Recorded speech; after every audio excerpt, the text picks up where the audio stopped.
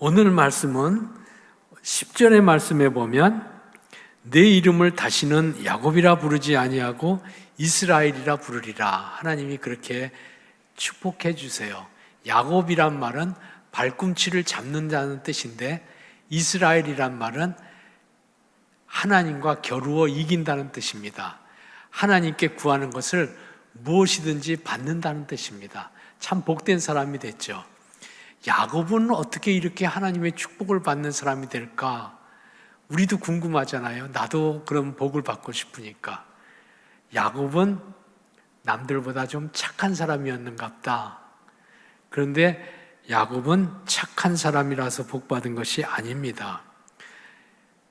한 예를 보면 야곱이 자기 외삼촌이기도 하며 장인이기도 한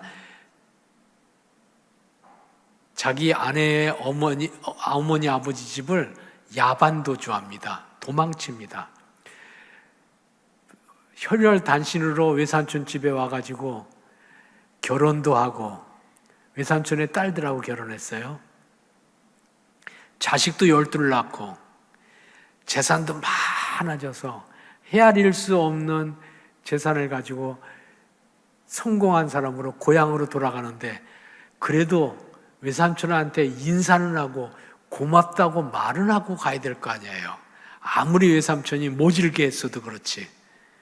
그냥 도망갑니다. 착한 사람이라고 말할 수가 없겠습니다. 그러면 성실해서 복 받았는가?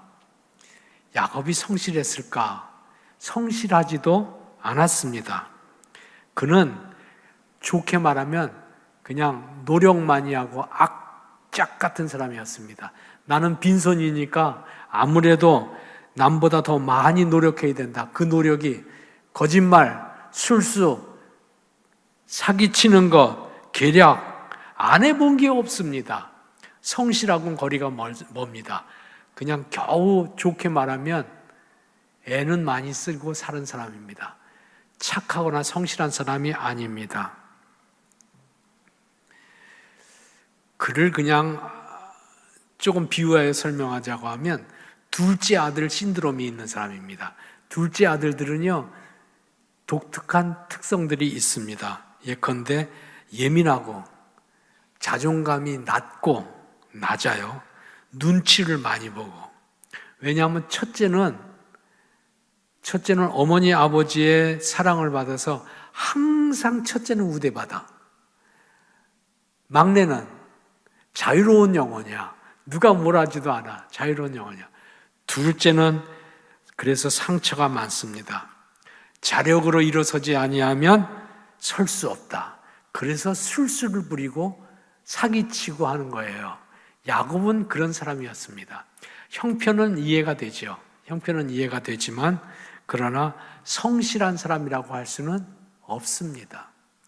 그럼 야곱이 복받은 것은 착하거나 성실하지는 않았어도 영적이었는가 보다. 영적인 사람인가 보다. 그런데 영적인 사람하고도 거리가 있습니다. 뭘 보면 알냐면요. 20년 전에 그가 외삼촌 집에 있으면 에서라고 하는 쌍둥이 형한테 죽을 것 같으니까 도망갈 때 베델이라고 하는 곳에서 하나님께서 나타나 주시고 그를 만나 주셨습니다. 하나님, 내가 가는 곳에 먹을 것과 입을 옷을 주시고 나를 평안히 돌아오게 하시면 이곳 베델은 하나님의 성전을 내가 지어서 하나님이 영광 받으실 것이 될 것이요 내가 평생에 10의 1을 들여서 신앙생활 잘하는 사람이 되겠습니다 하고 약속한 게 이곳 베델입니다. 그런데 그는 20년 동안 사는 동안에 거부가 되었지만 하나님과의 약속을 안 지킵니다. 빨리 베델에 와야 될 거 아니야. 안 옵니다. 베델도 와야 되고 아버지가 아직도 살아계셔서 헤브론에 있습니다. 그러니까 바단-아람에서 세겜으로, 세겜은 이방 땅이에요. 지금 세겜에서 있었던 일이거든요. 세겜에서 베델로 옵니다. 남쪽이에요. 베델에서 헤브론이 더 남쪽입니다. 자기 아버지가 살아계세요. 늙었지만 당연히 돌아오면 가야죠. 베델에서 하나님과의 약속을 지켜야죠. 그냥 싹 식어납니다. 그냥 삼켜버리고 맙니다. 아닌 척하고 맙니다. 분이엘에서도 생각해 보세요. 오다가 분이엘에서 소식을 듣습니다. 자기 형 에서가 가슴에 칼을 품고 자기를 죽이려고 400명 군사들과 같이 온다. 죽었구나. 그래서 그때 비로소 하나님 앞에 굴복하고, 하나님 나 좀 살려주세요. 나 살려주세요. 나 살려주시면 이제 바로 살을게요. 회개하고 하나님 앞에 간청합니다. 그리고 형을 만납니다. 그랬더니 형이 칼을 던져버리고 자기를 목을 어긋나 맞춰가면서 울면서 그동안 어떻게 지냈느냐고, 20년 동안 이 녀석아 어떻게 지냈느냐고, 기적 같은 일이 생겼습니다. 이것은 에서가 사람이 갑자기 좋아진 것이 아닙니다. 하나님이 역사하신 거죠. 하나님이 역사하신 것. 그러면 당연히 기억해야 됩니다. 이건 내가 한 것이 아니고 하나님이 하신 것이다. 그래야지 영적인 사람이지. 까마득하게 잊어버립니다. 그리고 형 에서가 말합니다. 나하고 같이 가자. 베델로 가고 아버지가 계신 헤브론으로 가자. 아, 형님, 여기 나는 양떼들이 많습니다. 빨리 몰면 양떼들이 다 쓰러집니다. 내가 천천히 갈게요. 여러분 어떻습니까? 그러면 내가 종을 몇 명 남겨둘 테니까 종을 따라서 느리게 오거라. 그래서 우리 집 세일에도 오고, 세일산이 에서의 집입니다. 세일에도 오고 아버지한테도 가고 네가 찾아갈 곳도 가고 베델도 가고 너 찾을 영토도 얻어야 되지 않겠느냐. 형님, 괴롭게 하고 싶지 않습니다. 그냥 앞서서 가시면 제가 알아서 다 하겠습니다. 형을 배려해서 한 말입니까? 그런 것도 아닙니다. 지금 세겜 땅이거든요. 세겜 땅에 왔더니 눈이 휘둥그레지는 거야. 보니까 토지가 좋아, 풀밭이 좋아, 나무 그늘들이 많아. 와, 여기서 살면 양떼들이 번성하고 나는 거부가 되고 부자 되겠구나. 베델도 잊어버리고 헤브론도 잊어버리고 형과의 의리도 잊어버리고 싹 잊어버리고 세겜에 사는 거예요. 영적입니까?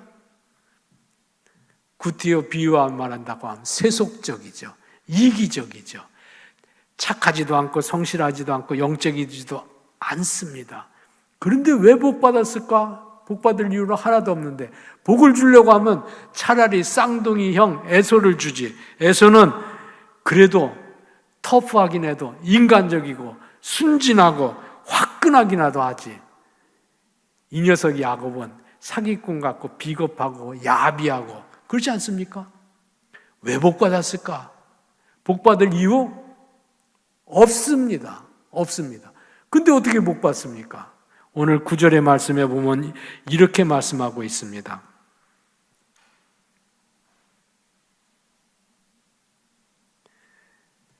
9절 말씀, 야곱이 밧단 아람에서 돌아오니 복을 주시고. 무슨 이유가 없어요. 그냥 돌아오니 복 주셨다. 밧단 아람이 어디냐면요, 자기 외삼촌 집이 밧단 아람이야. 메소포타미아 밧단 아람입니다. 거기서 베델로 올라왔더니 복 주셨다는 거예요. 그 중간에 이기적이고 살고 사기꾼같이 살고 세겜에서 하나님 잊어버리고 산 거는 하나님은 기억도 안 해. 기억도 안 하고 그냥 직통으로 하나님만 바라보고 오려고 직통으로 밧단 아람에서 베델로 온 것으로 표시되어 있잖아요. 벳엘이란 말은 벳이 집이란 뜻이고 엘이 하나님이란 뜻이에요. 하나님의 집. 하나님의 집을 직통으로 향하여 온 사람으로 생각하셔서 하나님은 복 주셨다는 거예요. 복 주신 이유가 딱 하나예요. 야곱에게는 복 받을 이유 없다. 전혀 없다. 내게는 복 받을 만한 이유 없다. 전혀 없다. 아유, 복 받을 이유 하나도 없는데 야곱에게 복 주셨으면 하나님이 불공정하고 불공평하지 않습니까? 근데 생각을 바꿔놓고 한번 해보세요. 야곱 같은 녀석도 하나님이 복 주셨다고 하면 나 같은 사람 거짓말하고 죄 많이 짓고 딴청 피고 신실하지 못한 나 같은 사람도 복 받을 수 있겠구나. 그렇지 않습니까? 하나님은 그의 사랑하는 자녀들을, 돌아오는 사람들을 아무도 빼놓지 않고 복을 쏟아부어 주시고 복을 내려주시기를 기뻐하시는 사랑의 하나님인 줄 믿습니다. 돌아온 야곱에게 하나님께서는 복을 주셨습니다. 베델로 돌아온 그것 하나만 보시고 복을 주셨습니다. 그러니까 야곱의 인생은 둘로 나눌 수 있는 거예요. 일기는 밧단 아람에서 산 날들,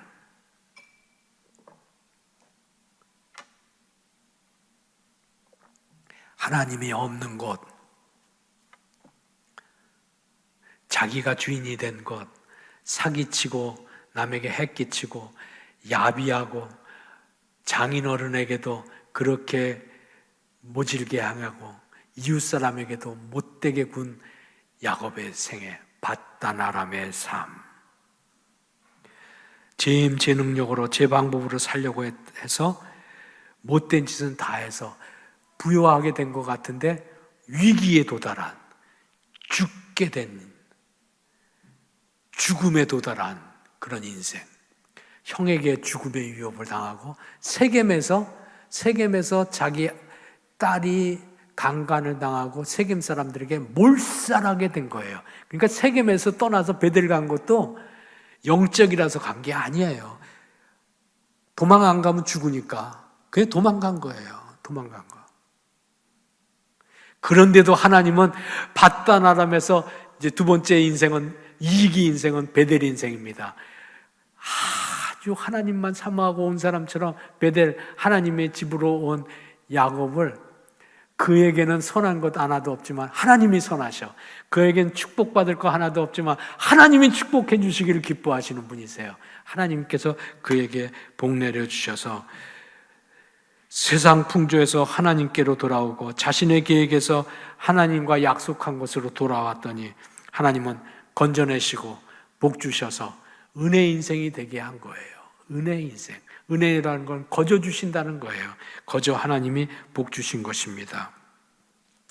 그러니까요, 성도 여러분, 하나님도 없이 살아도 멀쩡하게 잘 사는 게 그게 축복이 아니고, 다시 하나님도 없이 살았는데 멀쩡하게 잘 살아.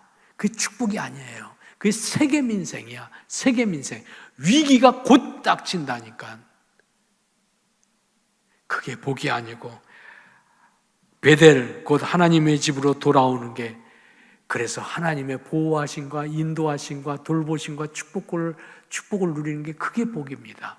하나님은 세겜 땅 좋은 곳에서, 베델 풀도 없는 곳에서 가난하게 살고 고단하게 살고 힘들게 살게 하려고 베델로 올라오라고 한 게 아니에요. 아닙니다. 하나님의 뜻은 보호하시고 책임져 주시고 인도해 주시려고, 그래서 약속하시고 올라오거라.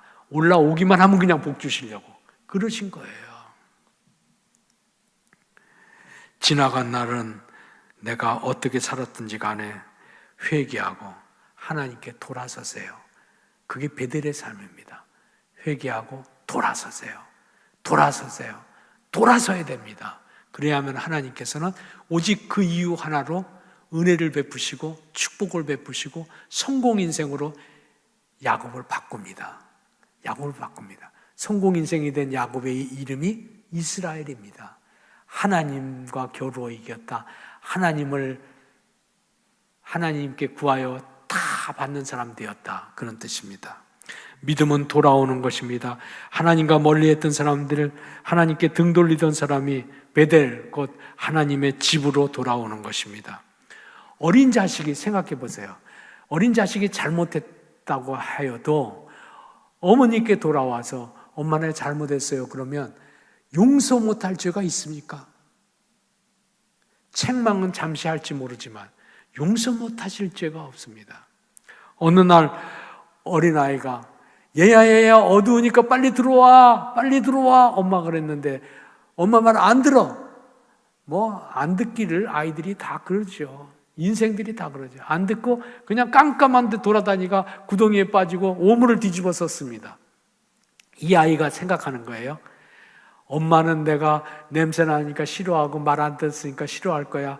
옷을 내가 빨고 그리고 내 몸을 깨끗이 씻고 냄새가 안 날 때까지 이 바깥에서 돌돌 떨더라도 깨끗하게 돼서 냄새가 안 나면 그때 집에 가야 돼. 아니면 엄마가 날 싫어하고 나를 벌 줄 거야. 그게 옳습니까?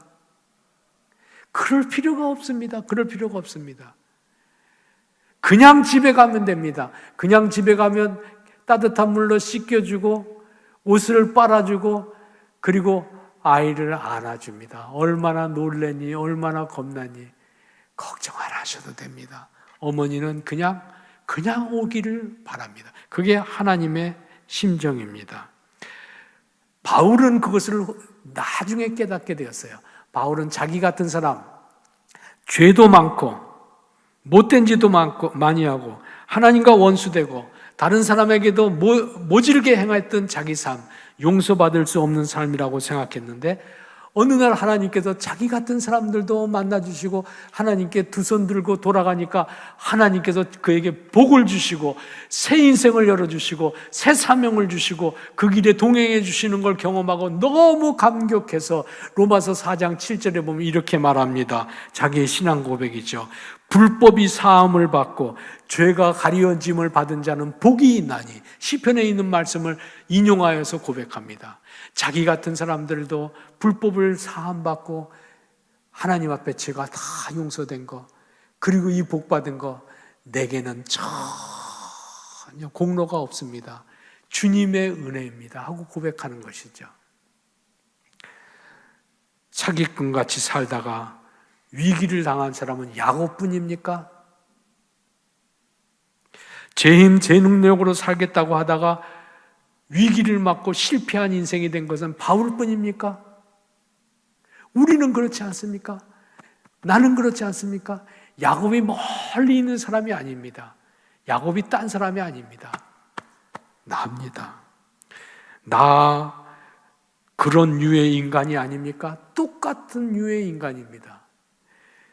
죄 지어서 용서받으면 변화되어야 될 것 같은데 또 죄 짓습니다. 우리가 그런 인생입니다. 내가 죄 안 진 목록이 있는가 한번 생각을 해보세요. 죄 안 진 게 내가 있을까? 안식일을 기억하고 거룩히 지켜라. 거룩히 지켰습니까? 내 부모를 공경하라. 공경했습니까? 도적질하지 말라. 탐심을 부리지 말라. 그렇게 의롭게 살았습니까? 간음하지 말라. 부끄럽지 않습니까? 살인하지 말라. 심지어는 살인도 한 사람입니다. 우리 안에 선한 것이 손톱만큼도 없는 사람들입니다. 야곱만 하나님의 복을 받을 가치가 없는 사람이 아니라 나도 인간적으로 말하면 하나님께 복 받을 가치는 티끌만큼도 없는 사람입니다. 그런데 하나님께서는 이사야 1장 18절에 보면 이렇게 약속합니다. 너희 죄가 주홍같이 붉을지라도 양털같이 희게 되리니 돌아오기만 해라. 돌아오기만 해라. 돌아오기만 해라. 하고 약속해 주십니다. 나 같은 사람이라도 다시 살고 새롭게 살고 복받을 수 있는 길이 있습니까? 하나님? 하나님의 대답. 그렇고 말고 그렇다. 야곱이 이스라엘로 바뀐 것이 그것이다. 사울이 바울로 바뀐 것이 그것이다. 그래서 그런 하나님의 은혜와 축복을 경험하고 새로운 인생을 산 사람, 은혜 인생을 산 사람, 축복된 생활로 전환된 사람들이 감격하여 찬송시를 지은 것이 257장입니다. 여러분 조그맣게 불렀습니다. 나 같은 죄인이 용서함 받아서 주 앞에 옳다함 입으면 내가 옳습니까? 그런데 옳다고 해주신다고, 의롭다고 해주시고 하나님 자녀의 권세와 축복을 주신다는 거예요. 확실히 믿기는 어린 양 예수의 그 피로 속죄함을 받아서 나는 하나님의 은혜로 그냥 용서함 받고 그런 것들은 있지도 않은 사람처럼 하나님께서 돌아오자마자 복받기에 합당한 사람으로 쏟아부어 주시고 쏟아부어 주셨다고 찬송가 가사를 쓴 분도 똑같이 야곱처럼 고백하고 있는 것을 보게 됩니다. 하나님께 돌아오면, 베델로 오면, 하나님의 집으로 돌아오면, 나오기만 하면 하나님께서는 누구에게도 그런 은혜를 주십니다. 회개하고 돌아서세요. 돌아서세요. 몸도 돌아서고 마음도 돌아서고 생각도 바꾸세요. 그게 유일하게 축복받고 은혜 입는 통로입니다. 그게 통로입니다. 믿음은 하나님의 집으로 돌아오는 것입니다. 배고프고 처량하고 병들고 선한 것이 하나 없어도 돌아오면 하나님은 그것 하나로 은혜를 주신다고 약속해 주십니다. 인생을 제 힘, 제 능력으로 사는 야곱 같은 인생을 일컬어 비유하자면 제가 오늘 제목에 노력 인생이라고 했습니다. 노력 인생. 그렇지만 하나님의 집으로 돌아오고 하나님께 돌아와서 하나님의 인도를 따라 사는 삶은 은혜 인생입니다. 그래서 제목을 노력 인생에서 은혜 인생으로 이렇게 정한 것입니다. 노력 인생은, 노력이라는 게 나쁜 게 아니죠. 좋은 거죠. 그렇지만요, 인생은 노력으로 사는 게 아니에요. 아닙니다. 만경창파와 같은 망망한 바닷속에서 배를 노저어서 가면 내가 노력해서 가는 거죠. 내 노저는 만큼 가는 거예요. 고단하고 힘들고 목표에 도달하지도 못하고 침몰되고 쓰러지고 지치고 넘어지게 되어 있습니다. 그게 노력 인생입니다. 그럼 어떻게 삽니까? 배에다가 돛을 높게 달고 바람이 불면 바람 부는 방향으로 노력한다면 이게 노력이에요. 바람 부는 방향으로 돛을 올려서 돛을 따라서 바람이 하나님이 불어주시는 바람으로 세게 불어주셔서 빨리 달려가고 목표 지점으로 달려가고 안전하게 달려가고 지치지 않게 달려가는 성공 인생이 될 수 있는 거예요. 노력 인생에서 은혜 인생으로, 실패 인생에서 성공 인생으로 바뀌어지는, 주께 돌아가고 주의 말씀에 귀를 기울이고 하나님의 집, 곧 베델을 귀히 여기는 신앙생활하게 되기를 다시 한번 주의 이름으로 축원합니다. 제 노력만 의지하는 노력 인생에서 하나님의 도우심을 의지하는 은혜 인생으로 사는 사람들은 성경에 보면 한도 없이 많습니다. 성경에 많은 인물을 쓴 것은 그분들의 간증을 우리에게 전해줌으로써 하나님의 말씀을 신뢰할 수 있도록 하려고 하는 것입니다. 야곱이 이스라엘로 바뀐 건 많이 아닙니다. 그건 많이 아닙니다. 사울은 제 힘, 제 능력, 제 무력으로, 제 계략으로 이기려고 한 사람이었습니다만 실패 인생이 됩니다. 그런데 다윗은 힘도 없고 사울처럼 무장도 아닙니다. 용맹한 장수도 아닙니다. 그는 그냥 돌멩이 5개 가지고 골리앗과 싸우러 나갑니다. 근데 하나님의 은혜의 바람, 하나님의 능력으로 골리앗을 쓰러뜨리고 승리하고 이스라엘을 세우고 메시아 왕국을 세우는 조상으로 하나님이 이렇게 복 주시잖아요. 계산 따라서 산 사람은 가룟 유다처럼 망하고 맙니다. 그렇지만 지나간 날 삶에서 돌이켜서 하나님께 돌아온 베드로는 역사를 바꿔놓는 위대한 성공 인물로 하나님께서 사용해 주시는 것을 보게 됩니다. 베델로, 하나님의 집으로 몸도 돌아오세요. 마음도 돌아오세요. 영도 돌아오세요.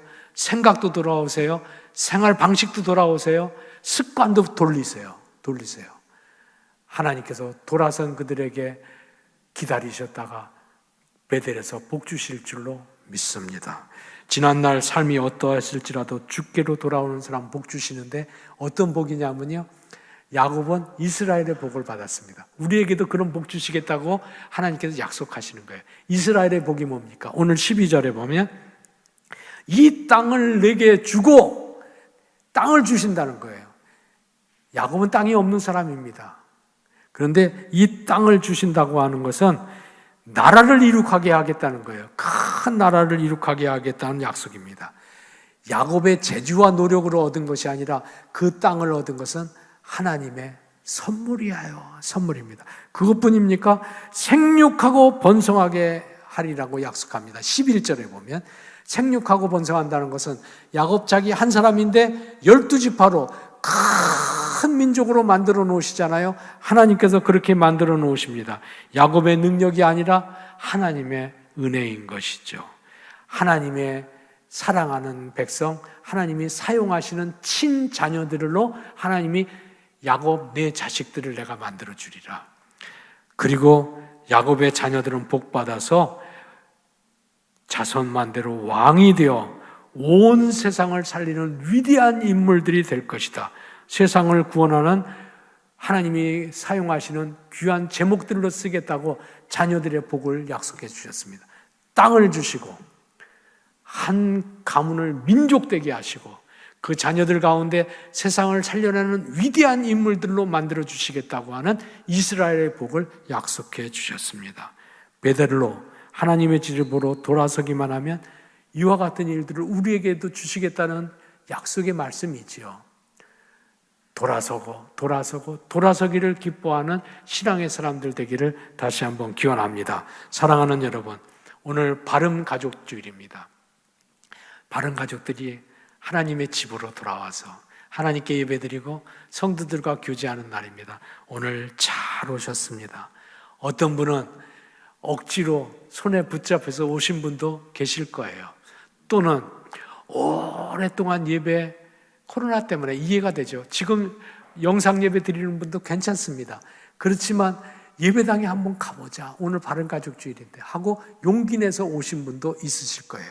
잘 오셨습니다. 어디에 계시든지 하나님의 집을 사모하세요. 하나님께 돌아오는 것을 내 신앙생활의 첫 번째 통로로 삼으세요. 하나님의 축복은 오직 그 길밖에 없습니다. 하나님께 돌아오는 그 길밖에 없으니까요.